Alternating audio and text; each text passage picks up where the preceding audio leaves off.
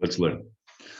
Kum learning about Gemara. We are up to Daf Lamed Tes Amid Aleph, and we were learning about the Halal, and the Rebbe came along and said all these major rules that we learn out from some of the Minhagim we have in Halal, which today we don't even follow. And then the Mishnah concludes regarding Halal. First, it talks about someone can read Halal for you. If they're mechuyev, they can be mitzi. If they're not, then you have to repeat word for word. And then the Mishnah concludes that the meaning is to repeat. You repeat, and the meaning is to just say it once, say it once. Says the Gemara, and I told you that Rashi explains how the entire chapter, Min HaMeitzah, starting from Ha'il Hashem, Yemano, Yemuna, and so on, is all repetitive. Every single item is repetitive until it comes to the words Eitcha. So Tana we learned. That's 7 lines on the top of the page. Tana we learned, Rebbe Koifel Bodvarim. Rebbe used to repeat things, and the way Rashi learns, we learn Rashi's chart, others are different, that from Ana Hashem, he repeated, Ana Hashem Ashino twice, Ana Hashem Atzlichna twice, and Baruch Habo, and so on, he repeated. And Rabbi Loza ben Parta, Moise Bodvarim, he used to add more. What did he add? What he did was he said, don't begin just repeating from Ana Hashem Hashiana, go back 4 psukim and start from Eicha Hashem Genesani, start from there. And then you repeat that, everything double from there, because then the entire Pedic will be all repeated. And that's what we do today. Says the Gemara, Lavore is you make a bracha. Amar Abaye says Abaye. This, what the Mishnah says, that some places have a meaning to make a bracha at the end of Hal, which is the Halucha. Says Abaye Loishanu El Achar. That's only talking about. It depends on the meaning when it comes to the bracha afterwards. Aval lefon of mitzvah levarach, but before Halal is a mitzvah to make a bracha. Because Amar Avihu Mishmul kol mitzvahs kulam levarach alein oivel asiyas.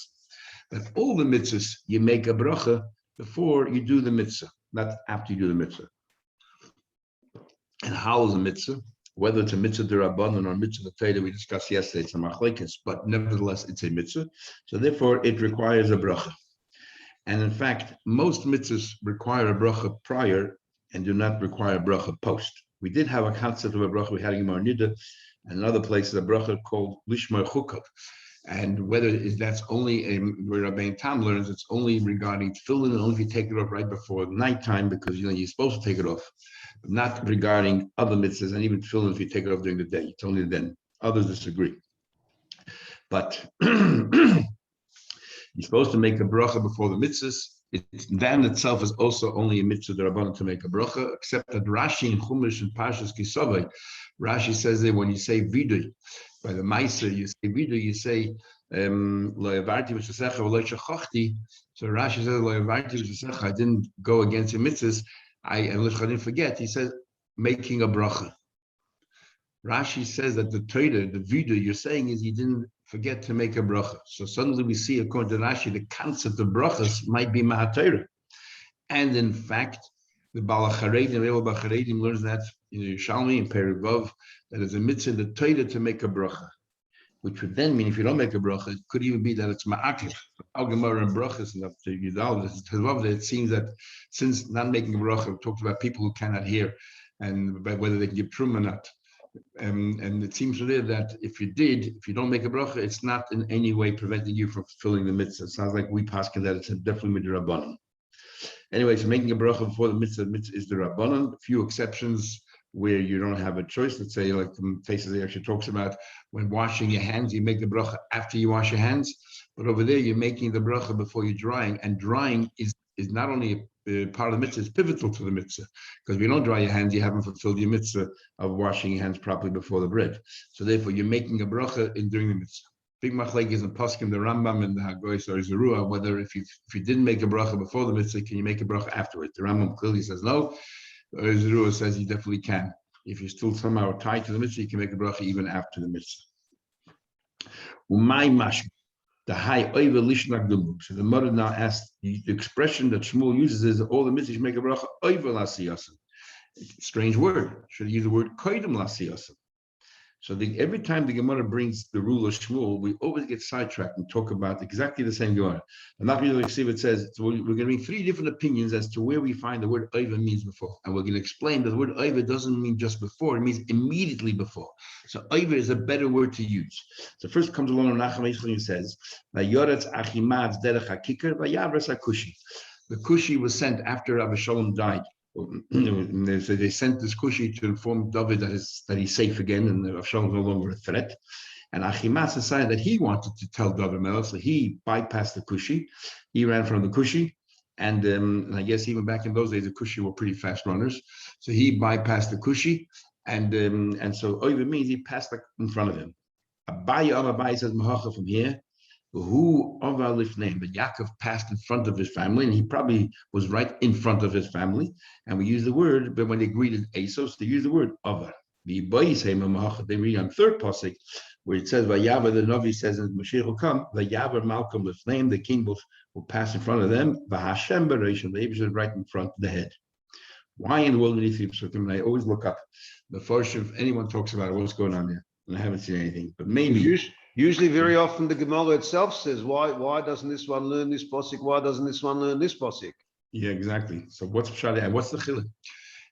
Astonishing is I've never seen a really good answer. The Rambam, when he quotes this halacha that mitzvahs you have to make a bracha before the mitzvah, he says mitzvahs mevarchin koydem asiyasa. He uses the word koydem instead of over. Here the Gemara goes out of its way to explain three different psukim why it's important to use the word over, because koydem can mean an hour before the mitzvah. We want to tell you should make the bracha immediately before the mitzvah, and the Rambam Dafka uses the word koydem. I've never seen a good answer on that. Well, the only thing you can say is because the Rambam is addressing people to know what to do the halacha, so therefore uses the word that's common to them. Yeah, but it's misleading, because koydem will tell you can do it half an hour before, and that's wrong. So the Gemara went out of its way to use the word. Doesn't he then go in the halacha to explain what it means, or he just uses the words, but he doesn't say there's got to be mamash close or anything? He doesn't say it has to be a second before, no, and not only a second before, it has to be in your hand already. B'shas ma'aser. Anyway, maybe the Ritva in Psachim, the Zayin Amabay says, why do they have to make a bracha before the mitzvah? Make a bracha during, after. So he gives two reasons there. One reason says is because when we do a mitzvah, we have to have the totality of the person involved. So first we have to garner or harness our ruchnius, our nefesh, and then we go ahead and do the ma'aser, the pula. So you make the bracha, which is a spiritual thing, and then you do the ma'aser. You prepare yourself to do the mitzvah then. And the other pshat he gives there is, we want everyone to know the reason why we're doing the mitzvah is because the Eibusha told us to. So by making the bracha, you're acknowledging that this is Asher Chanu b'mitzvah v'tzivanu. That the Eibusha told us, and that's why we're doing the mitzvah. These are the two reasons he gives. So I'm just thinking that the last pasuk is the second reason. The last pasuk is that the Eibusha is in front. And what are we saying here is that the reason why, it's not just we're teaching the word Oiver. We're explaining the reasons. No, the way I told you, Oiver and Kodim, that's how all the Mepharshim learn Shabbat. Like in Mepharshim Shabbat, the Gemara's question here is. The Rambam maybe learns totally different. The Gemara is not Oiver and Kodim mean exactly the same thing. Kodim means immediately before, and so does Oiver. So the Gemara therefore wants to know faket. Since Oiver and Kodim mean exactly the same thing, why use the word Oiver? So the Gemara is answering, we're trying to allude to the reason. Shmuel is trying to allude to the reason why we make a bracha before. So therefore, the pasuk Vayavar Malchus Hashem Bereshim is to acknowledge Hashem. Oiver is a word that associates with Hashem. This is to say, before we do a mitzvah, we want you to know why we're doing the mitzvah, because Eibusha told us. The other two have to do with bypassing the Kushi. Kushi represents like the Yetzer Hara.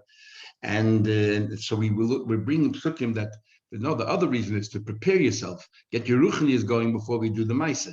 In other words, get the Yetzer Tov going and suppress the Yetzer Hara. So the first pasuk we bring, which is to bypass the Kushi, so to ignore, to bypass what do you call it, the Yetzer Hara, and that's how you do avodah. You prepare yourself, you ignore the Yetzer Hara, you go straight to the mitzvah of the Yetzer Tov. And the second one says, no, you have to confront the Yetzer Hara. Yaakov confronted Esav. You have to be confronting Yetzer Hara because the ultimate avodah is to take the Yetzer Hara and not to do iskafia, but it's hapcha. Not only to bypass him, but actually to get the Yetzer Hara involved in the mitzvah as well. To deal with him. Yaakov gave him a mincha, gave all these things, made all these overtures to get the Yetzer Hara on side. And the same thing over here. So that's the 3 psukim. One pasuk, the first 2 psukim deal with the pshat of the ritva, which is to get the nefesh going. And the first day holds it's a skafia. You have to ignore the Yetzer Hara. You bypass the kushi. You went through a different route altogether, just ignored it. And the second one says, no, you have to be like Yaakov. You have to confront the Yetzer Hara. So you have to do his hapcha. And the last pshat is no, like the other pshat of the ritva is to acknowledge that this is a tzibur from the Eibush, and that's why we're doing it. According to our scroll, there are 3 mekoyres for who deal with this. This kapis tmalim aluch laner, the chasam sofer for psochim zayin amud beis. We saw them all, And not now, years ago. Nothing exciting. okay. But I'm using drush, and in the whatever. Listen, in drush you have license to say whatever you want. I like this pshat. If everyone has a better pshat, with pleasure. Nobody brings the ritva, by the way. And the ritva, I think, is the only edition that I have seen ever, not now, but over the years, that explains why taka oivel atiyasa. The ritva in Pesach and of Zayin on base. Okay, says the next Mishnah. Now we go a little bit into Shemitah, which is coming up. If somebody buys a lulav from his friend Bishviis, and Rashi says he cannot imagine that the word chaver is written there, because we're talking about a Talmud Chacham buying from Am Haaretz. And Am Haaretz, remember, we're worried that they don't keep certain laws. They don't keep the laws of Shvi is properly, because by Shvi is the din is lachem v'leilas chayda. You're allowed to have what you need, but not to do business with the crop from the grows in Shemitah, just enough to survive or to live on. And then when it comes to the time of beer, Pesach time, you have to destroy it and everything with it. And if you swap it for money, the Kedusha Shemitah, you swap it for money, then money has to be destroyed when it comes to Zman HaBir. So therefore, we're talking about you buying a lulav, the whole apparatus, the lulav, and everything else from Am Haaretz. Why would you call him Chaveira? So Rashi disagrees, and Taisa says, he brings a few rayas. We do find the expression Chaveira, we're being kind, even when it comes to an Am Haaretz. And there's an amazing Shulchan Aruch in Simon Reish Pei Beis in Hilchos Shabbos, where it talks about the Aliyas, the order of Aliyas. Magen Avram, by the way, if you ever have a chance to look, the Magen Avram, the very end of Reish Pei Beis, lists the hierarchy of Aliyas. If you look at the last line, it's the very end of the simon. He has a paragraph there going through the whole list. And the very last line, he says there that yard site is the very bottom of the pecking order when it comes to Aliyas. Pretty amazing. Which you ask anybody today. Yard site's number 1, first, most important. That Magen says the yard site is at the very bottom. But anyway, so he says, the Shulchan says over there, that if you give an aliyah to somebody who is an Am Haaretz, sometimes Am Haaretz giving aliyah is not forbidden to give before Talmud Chacham. If this Am Haaretz is nichbid, is somebody who is honorable, somebody who is wealthy, and the Shulchan says v'godol hadoir, and the Talmud Chacham isn't. Now you ask anybody what a godol hadoir is, because you see all these things being banded around. The Gemara, if you look in the Reish Pei Beis, it's an amazing Shulchan Aruch. Yeah, so in Bes Yosef it says there, Am Haaretz nichbed ve'osher ve'godol hadoir zehu kavod haTorah, that he should get an aliyah before the Talmud Chacham. So Talmud Chacham is not a godol hadoir, but the guy who's wealthy and obviously he does good things with his money, gives tzedakah or whatever, he is a godol hadoir. So suddenly we have a new definition of godol hadoir.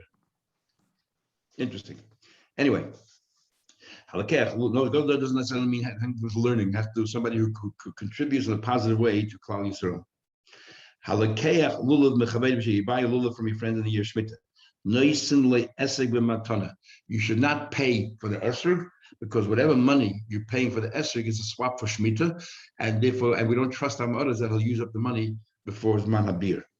So, but you pay for the lulav. We'll soon see why lulav you can pay for. Isn't the same problem.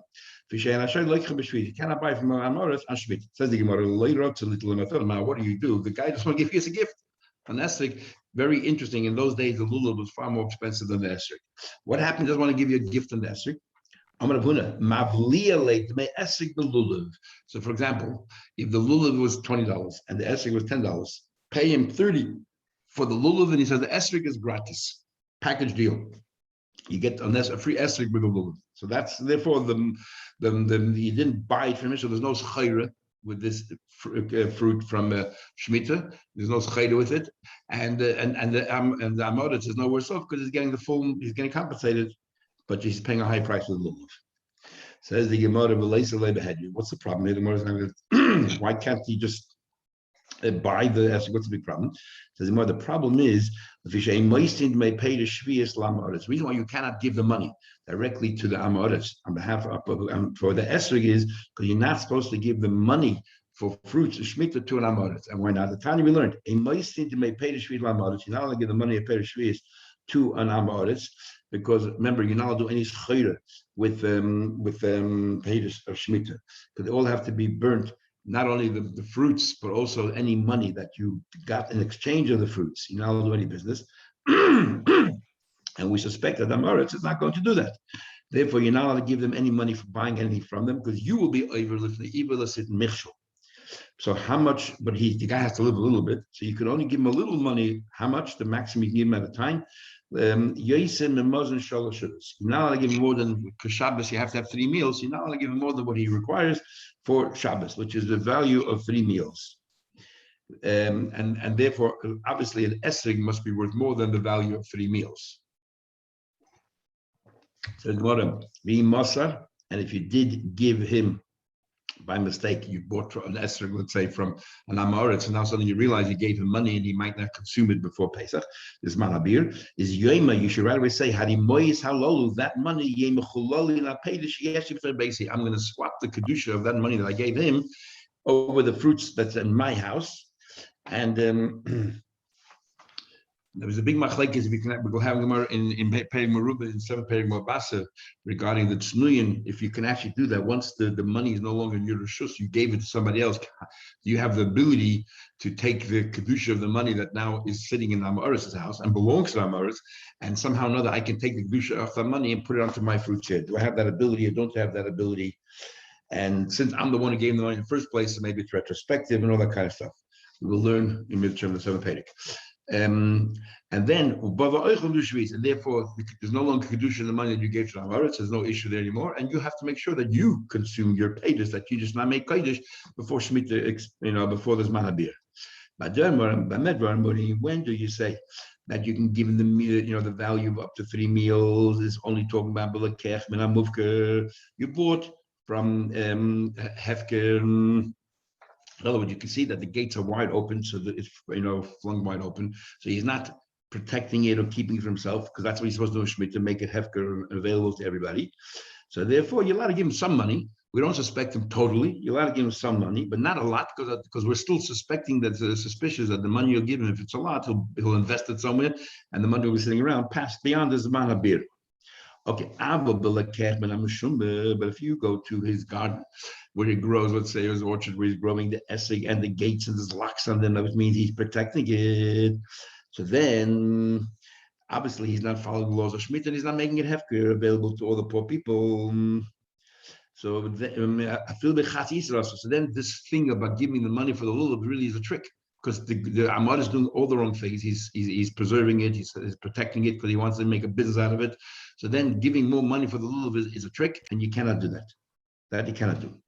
Okay, Moshe. So if it's hefker, then we still suspect that he will leave the money beyond manabir. So you can give money up to 3 meals. But and then make this trick about giving extra money for lulav, because it is hefker, so it's all right. But if it's gated, then you're definitely not allowed to, because he's definitely doing a business with it, and don't be involved with him, because even giving more money to lulav is a trick, and it's not going to work. So Moshe Rav Sheish has a question that says, he has a question. You're telling me when it comes to hefker, you still have a cap of 3 meals. If it's mamish hefker, what's the big deal? I'll tell you, I have a question. We will learn.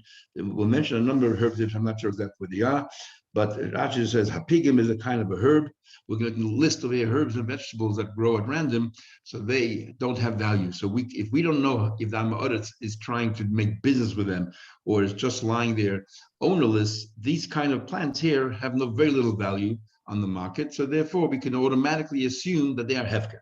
So one of them is pigus, some kind of a herb, and one of them is hirbizin, some other kind of a herb. One is called rue, sorrel. What is that? That's pigim ve'hirbuzin. No. What's rue? I don't know. Okay, so different herbs. So we're no wiser. Okay, so these are different herbs. And then we have shittim. Shittim Rashi says asparagus. and chalgalois, some other kind of a vegetable or something. Fuse line. What's that? Don't know. Okay, the hakusber, which is we know is coriander, but it says shebaharim, which means there's two kinds of corianders. There's wild coriander growing in the mountains, have no value, practically no value, so therefore they're hefker. And then you have coriander that's growing in your garden, and that is very valuable. And the hakarpas shebilaharis, karpas, but they grow next to your river. And what exactly is karpas is interesting because it's the same thing we have karpas by us. So Rashi says here one pshat that in one place he said it's cress, but in the other, but it's adapted because it's wild and near the river, and therefore it has no value. But if it grows in your garden, it does. But then Rashi says karpas is afya, and if you look in Pesach, when we eat karpas, the machzis hashekel that translates that afya is celery. Others say afya is parsley, right? People eat for karpas parsley or celery, and they both use the word afya. So celery seems from here has very little value. But it's celery that grows next to the rivers. But Rashi doesn't like the pshat because he says, as far as he knows, celery or afya, could be parsley, doesn't grow near rivers at all. Okay? Anyway, we're using examples of the herbs and things that grow and have very little value. The hagarge shall aphid, and the gargit of aphid is also some kind of leaves, oroga, what do you call it? Oroga, which is also, like little salad leaves. And they grow together, but it's, again, in the wild. But if they grow in your garden, they're value. All these are potter from Maisa. Why are they potter from Maisa? Forget about I'm not talking about Shmita. We're talking about all the years they're potter from Maisa because you can assume they are hefker. Nobody really takes care of them. And because it's hefker available to everybody, anything which is hefker available to everybody is a potter from Maisa. Because we'll have more Hamaniach there. And the reason is because it says, Uvor HaLevi, the Levi that has no share in it, then he gets his maisa. But if he does have a share because it's hefker, then you're not chayiv to give maisa. The nikrim b'kol adlam b'shmita, so too shmita you can buy from anybody. So even though there is the laws of shmita when it comes to hefker, but nevertheless that we can assume that this is hefker. You can give him money, and we're not suspicious that he is going to make business with it. Only, even though there are laws of shmita, but because it's hefker, we're not worried he can make a business out of it because it's not much value to it. So and there's no cap here. So because you can assume that because nobody generally dates these kind of things. No, so clearly we see there's no cap. Why did you tell me if it's hefker, you're only allowed to give him money for 3 meals? You buy from him because we're suspicious. Here it's clearly there's no cap. If it's hefker, you can give him as much money as you want. Says who asked the question, and he answered the question to himself.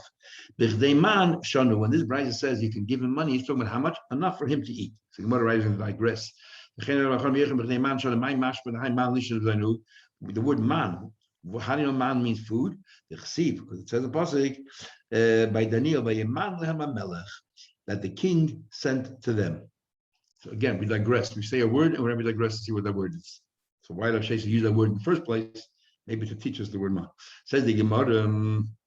So therefore, there's a cap. In modern Hebrew, there's a word lemayen, which is just to subsidize, to give financial support for certain projects and things.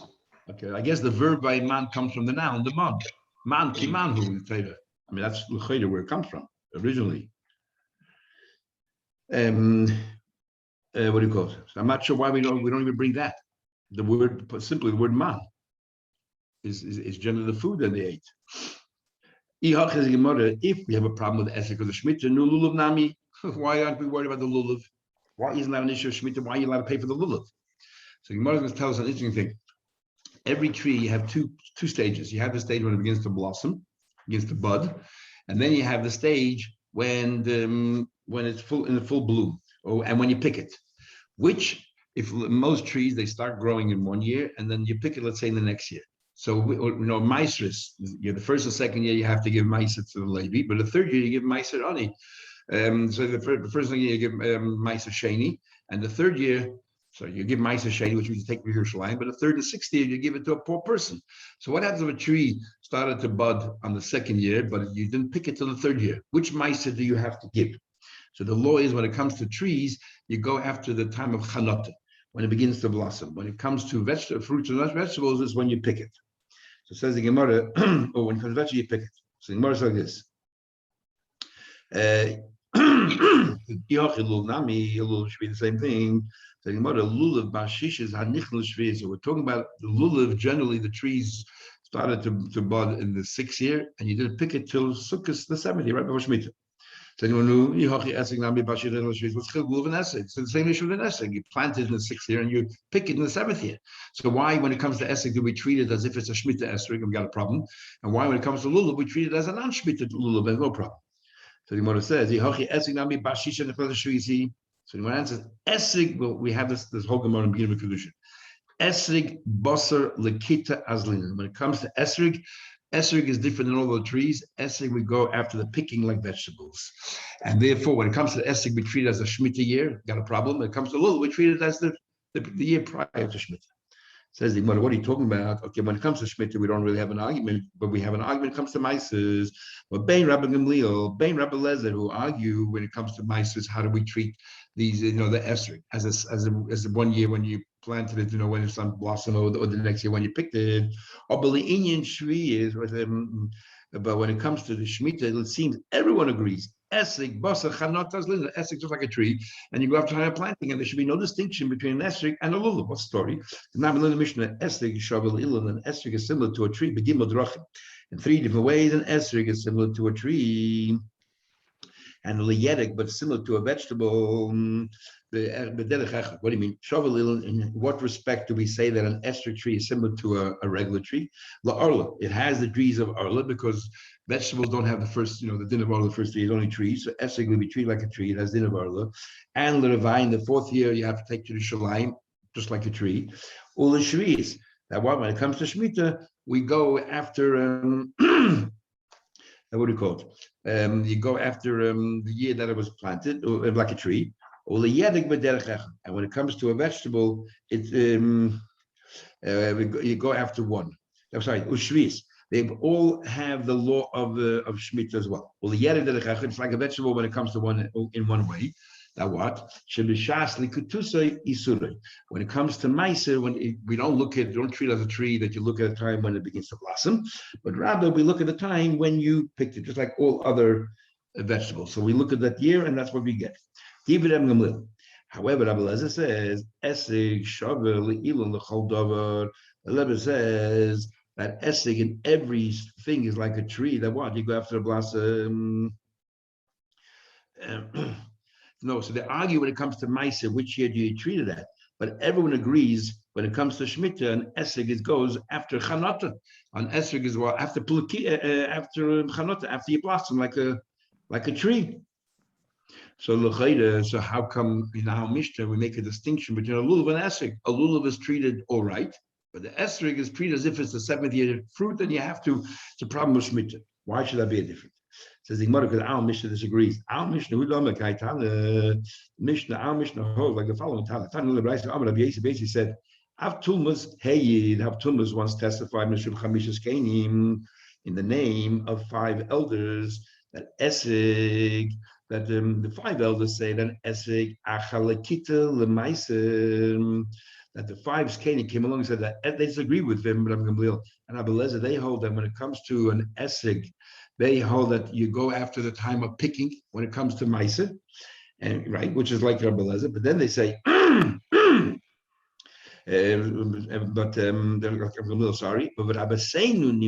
but our rabbis, when they were sat there in Kavin and Usha, they said, whether it's Meiser and whether it's Shemitah, when it comes to an Esig, we look at the time of when you picked it. Shvi is mandi kashmei. Where does Shemitah come into the conversation? I'm talking about Meiser. Chsudi mechs, a few words missing. This is what Rabbi Yasi said. Rav Tulmas testified and said, Eseg achalekita lemeiser. That these Skanim held when it comes to Meiser, we'll treat an Esrig when you pick it, like Rabbi Gamliel v'achachanot l'shviis. But when it comes to Shemitah, you look at when it began to blossom. Our rabbis, they sat down in Kavin and Usha. They say, Esig, that it comes to an Esig, Basala Kitta, we look at the time of picking, Bein Lemaisa, Bein Leshvius, whether it's Maisa whether it's Shemitah. Both of them are go after the year that they were picked. So therefore, in Al Mishnah, whole lulav is considered all right because it's the 6th year. But when it comes to Esek, we treat it like a 7th year, like a Shemitah product, and therefore you cannot buy it from an Amma Oretz. So that's how we explain our Mishnah. So based on this, for an esrog in the first year after Shemitah, if it's cut, It's a problem. If it's cut after Rosh Hashanah, it's still a problem. Yeah. So even the though you lulav is say a it's the problem. kitta, The other way around. The other way around. The Esek is no problem the 8th year. The lulav is a problem. Yeah. Of course, we'll continue tomorrow to see other distinction between the lulav and the esrog. Yeah, that's why that people actually don't buy, even though they buy from Etzisrael all the time, the Abba Minim, but the year after Shemitah, they avoid it for different reasons. Okay, we will stop here and continue Mitzvah Shem. Remember, the Sreigim generally are sold, are picked before Tishrei. Bring it to the market. It's actually interesting in Eretz Yisrael. If you want to go buy a Sreigim, normally it's only up between Yom Kippur and Sukkot. Before that, it's not there. Yeah, interesting. Yeah, I think probably the thing is because that sort of helps the demand. It helps them justify a price because everybody's wanting to buy it. They've got this very small time frame in which to buy it. So it could be a business strategy. So you mean everybody's in collusion? I don't know exactly. I don't know, but that's how it is. That's how it is. Interesting. Unless they really pick it fresh, right between Rosh Hashanah and Kippur. It's possible, yeah. Okay, we'll see you tomorrow, Mitzvah Shem. Be well, everybody. So 7:15 again.